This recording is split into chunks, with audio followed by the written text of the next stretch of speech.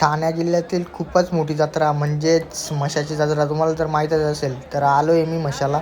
आणि हा आपला देवस्थान खामलिंगेश्वर. आणि इथून पुढे आले ना तुम्ही, हा मंदिर आहे. आणि इथून पुढे सगळं ही दुकानं आहेत ना, ही सर्व मिठाईची लागलेली आहेत. आणि इथून थोडे पुढे आले ना तर ही आपली फेमस शेव, लाल शेव.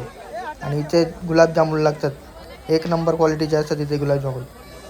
मग बाहेर आलो ना, हा बघा कसा हेलिकॉप्टर उडवतो, आहे का काय. इथं आपला भाई बसलाय साहिल मारसे, भावासाठी एक लाईक तर बनताय.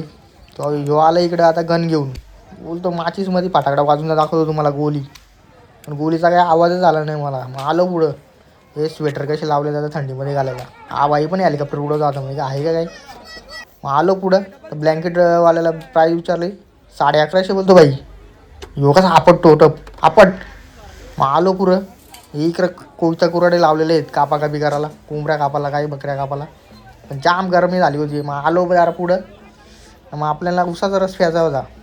मग दिसला उसवाला, हे पेलो रस, भरली ग्लासा भाई मी.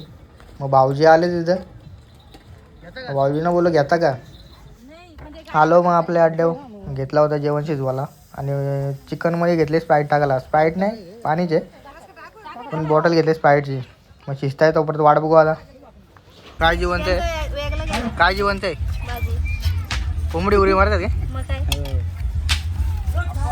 इकडे. तात्या लागला हसायला लागला.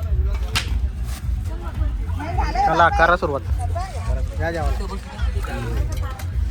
बाई आलं टेन्शनमध्ये, इथं बसलाय गपचूक, बॅट नाही घेतली म्हणून. रडतो का काय बघून द्या काय करतो.